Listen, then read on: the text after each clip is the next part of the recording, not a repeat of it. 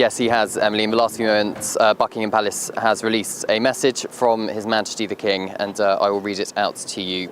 He says, "My wife and I were most deeply saddened to learn of the death of Pope Francis. Our heavy hearts have been somewhat eased, however, to know that His Holiness was able to share an Easter greeting with the Church and the world he served with such devotion throughout his life and ministry.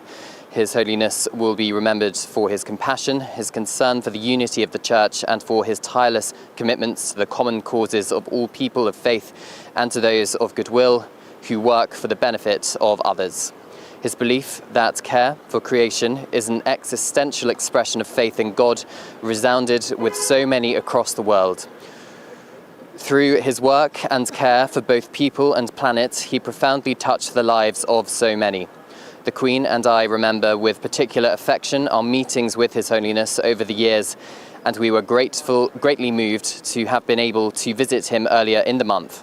We send our most heartfelt condolences and profound sympathy to the Church he served with such resolve, and to the countless people around the world who, inspired by his life, will be mourning the devastating loss of this faithful follower of Jesus Christ." The message there from His Majesty King Charles III in the last few moments. And of course, it was just less than a month ago that the King and Queen were in Rome for that state's visit, where they made an unexpected, unannounced visit to the Vatican to visit Pope Francis one final time. This, of course, happened because the state's visit to the Vatican had to be postponed because of the pontiff's health, and the King and Queen, we understand, greatly enjoyed the meeting and wished the Pope well with his health, and the Pope in turn wished the King well with his cancer treatment. Of course, King Charles is Supreme Governor of the Church of England, Pope Francis head of the Catholic Church, and it was King Henry VIII which cut ties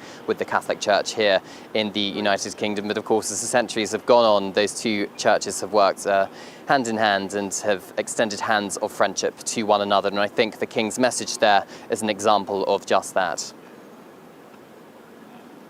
This twice as Prince of Wales.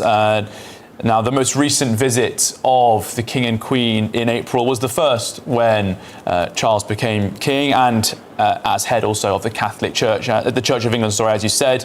And the pair are said to have had a huge respect for one another, Cameron.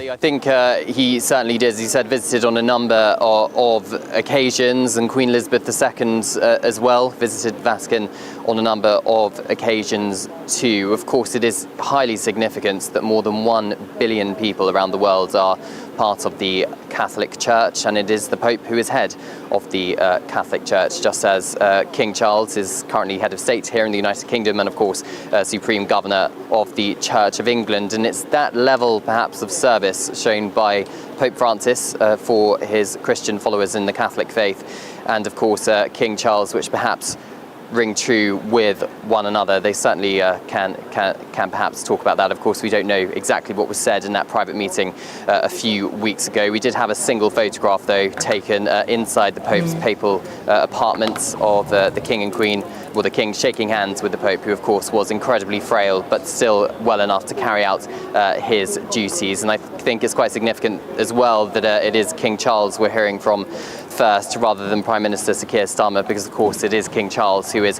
head of state here in the United Kingdom, and perhaps we will get a message from Downing Street relatively shortly. Yes, it's just so poignant that he was there out and about yesterday in his Pope Mobile, blessing children, blessing babies, blessing the crowds, bringing huge smiles to so many people's faces. And then so sadly, tragically, the next day he passes on Easter Monday. Cameron, thank you very much indeed. Cameron Walker there outside Westminster Cathedral, the Roman Catholic Church in central London. We're joined in the studio now by our political correspondent, Catherine Forster, because we've received a statement from Number 10, I believe. Yes, in the last few minutes, a statement from the Prime Minister. I'm just going to read it out. He said, "I join millions around the world in grieving the death of His Holiness Pope Francis. His leadership in a complex and challenging time for the world and the Church was courageous, yet always came from a place of deep humility. Pope Francis was a pope for the poor, the downtrodden, and the forgotten. He was close to the realities of human fragility, meeting Christians around the world facing war, famine, persecution, and poverty. Yet he never lost hope of a better world. That hope was at the heart of his papacy. His determination to visibly live out his faith inspired people across the world to see afresh the Church's teachings of mercy and charity. With his death, we are reminded once more of his call to care for one another across different faiths, backgrounds, nations, and beliefs. My thoughts are with Catholics across the world and the Roman Catholic Church. May His Holiness rest in peace.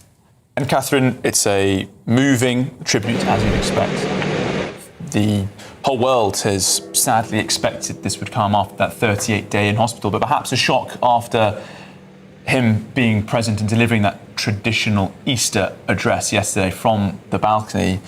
But in many senses, there's a lot of political controversy occurring in Britain at the moment, and the ability to put the news agenda to a pause and reflect more on Pope Francis rather than internal squabbling in Labour could come really as a relief to Sir Keir Starmer right now.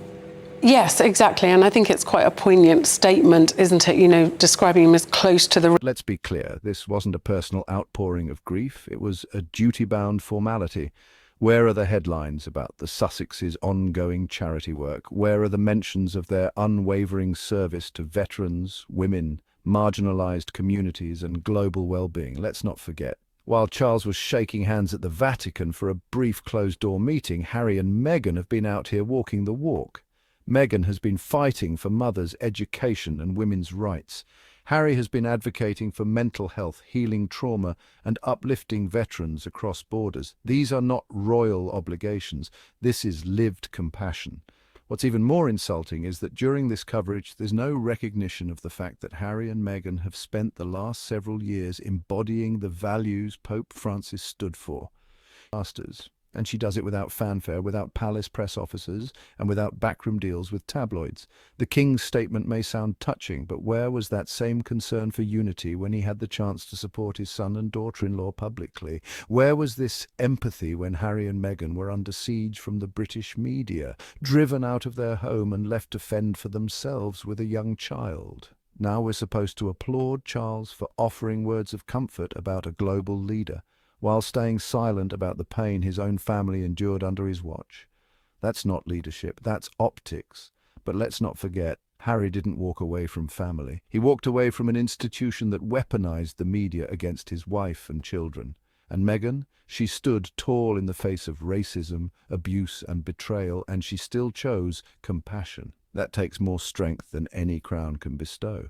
The Pope's passing reminds us of something vital. True leadership isn't measured by status, it's measured by service. And on that score, Harry and Meghan are far ahead of anyone still clinging to the crumbling walls of the monarchy. The world is changing, and the future of royalty belongs to those who serve with love, not entitlement.